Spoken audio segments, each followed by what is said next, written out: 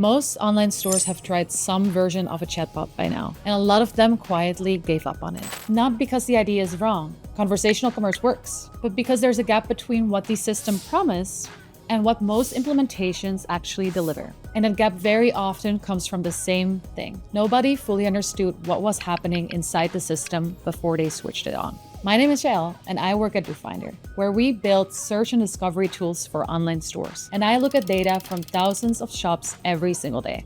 What I've learned is that the stores that get conversational commerce right aren't just lucky. They understand the system they're running. So that's what today is about. Not a future tour, a real explanation of what's actually happening, layer by layer, from the moment a customer types their first message to the moment they make a purchase.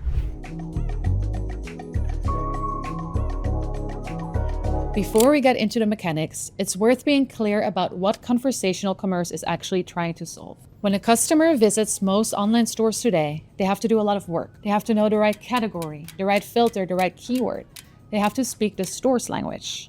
And when they don't, when they search on a sports site for comfy trainer for everyday running, and they get 0 results, or when they type a question and get a list of products, this experience breaks. They feel like the store doesn't understand them, and they leave. What conversational commerce is trying to do is flip that. Instead of the customer learning to speak the store's language, the store learns to speak the customer's. It sounds very simple, but it's surprisingly hard to build well. Here is why. Let's say a customer types comfy trainer for everyday running. A traditional search engine scans your catalog for those exact words.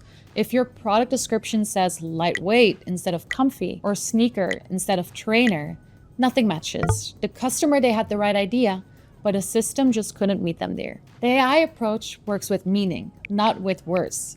So every query a customer types, every product description in your catalog gets converted into a vector, a long list of numbers encoding what the text means, not just what it says. Think of this as a map. Things with similar meanings end up close together. Lightweight, minimal, everyday. They all cluster in the same region. A product described as a lightweight everyday running sneaker sits very close to a query for comfy trainer for everyday running, even if the words don't overlap. So, the customer types something, it becomes a vector, the catalog has already been converted into vectors, and the system finds the products closest in meaning, regardless of the exact wording that has been used. That is the foundation.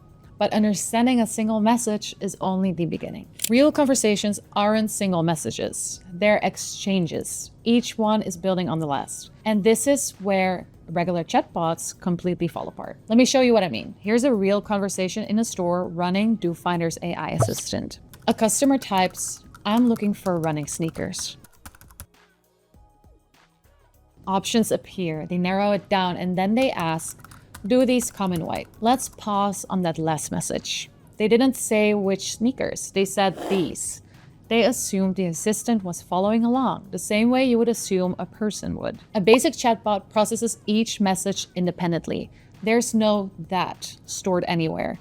So it either asks the customer to start over or it guesses. Neither is good. What DoFinder's AI assistant is doing is maintaining what's called a conversation context, a running record of the full exchange. Every message is interpreted in light of everything that came before it. The customer's shorthand, that sneaker, the white one, something similar, all of it is resolvable because the thread is intact. This sounds like a small thing, but it isn't. It's the difference between a conversation that feels like talking to a person and one that feels like filling out a form. And that feeling is what determines whether the customer stays or goes. Here's the layer that most videos skip, and it might be the most important one. The AI that understands your customer's language, that holds the conversation, that interprets meaning, knows nothing about your products. These models are trained on books and articles and websites. They understand language remarkably well, but your catalog, your prices, your stock levels, it's not naturally in there. So how does a system that doesn't know your products have such a useful conversation about them? The answer is RAG, Retrieval-Augmented Generation. When a customer sends a message, the system doesn't pass it straight to the AI. First, it runs a semantic search against your live catalog and pulls the most relevant products.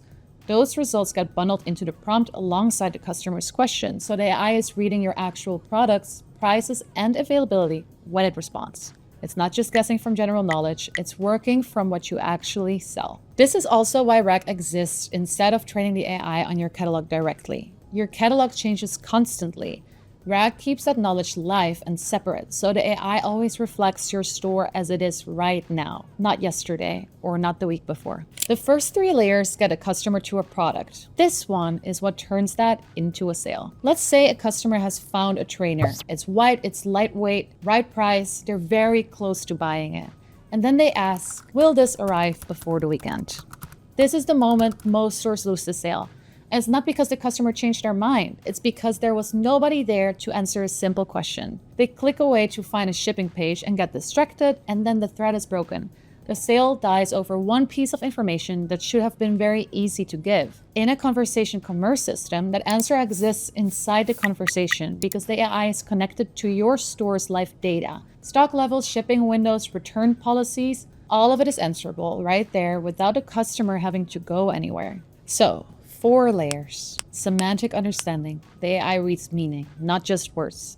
So customers can ask naturally and still find what they're looking for. Conversation context. The full thread stays intact, so the exchange feels like talking to a person rather than querying a database. 3. RAG. A live bridge between the AI and your catalog. So every answer is grounded in your actual products as they are today. And number 4, closing the bridge to checkout.